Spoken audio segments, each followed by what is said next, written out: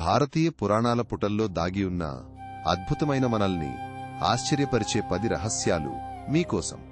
బలి చక్రవర్తి తన రాజ్యంలో ఒక రహస్య వారణాసిని సృష్టించాడని, పాతాళంలో ఉన్న సకల దేవతలకు పూజలు చేసేవాడని, అది భూలోక వారణాసికి సమానమైన పవిత్రతను కలిగి ఉందని చాలామందికి తెలియదు.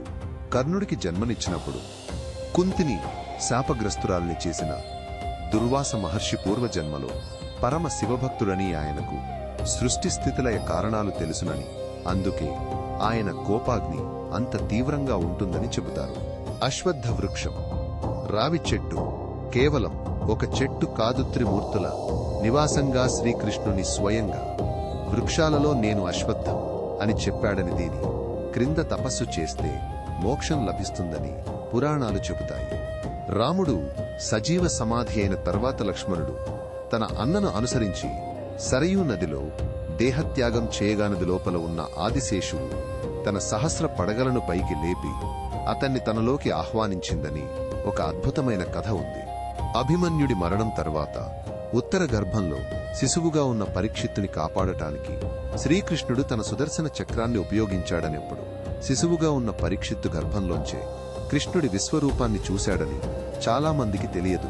శివుడి భైరవ రూపం బ్రహ్మదేవుని అహంకారాన్ని అణచివేయడానికి ఉద్భవించిందని, అందుకే భైరవుడికి బ్రహ్మదేవుని 5వ తల చేతిలో ఉన్నట్లుగా చిత్రీకరిస్తారని, ఈ రూపం కాలానికి వినాశనానికి ప్రతీక.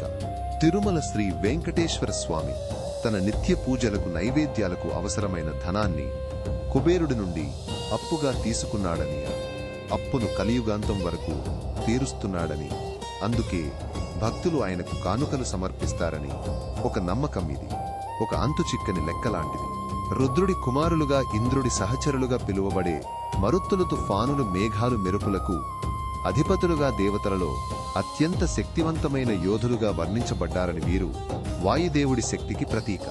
కౌశికి నది పూర్వం సత్యవతి అనే ఋషి కుమార్తె అనిభృగు మహర్షి శాపం వల్ల నదిగా మారిందని, ఆమె ప్రవాహం పాపాలను ప్రక్షాళన చేయగలదని పురాణాలు చెబుతాయి. మణిపుర రాజు బభ్రువాహనుడు అర్జునుడికి చిత్రగంధ ద్వారా పుట్టిన పుత్రుడు కురుక్షేత్ర యుద్ధంలో పాల్గొనలేదని, కాని యుద్ధానంతరం అశ్వమేధ యాగం చేస్తున్నప్పుడు తన తండ్రి అర్జునుడినే ఓడించి బంధించాడని చాలా తక్కువ మందికి తెలుసు. ఈ అపురూప జ్ఞానాన్ని మరింత లోతుగా తెలుసుకోవడానికి మా ఛానల్కి ఇప్పుడే సబ్స్క్రైబ్ చేయండి.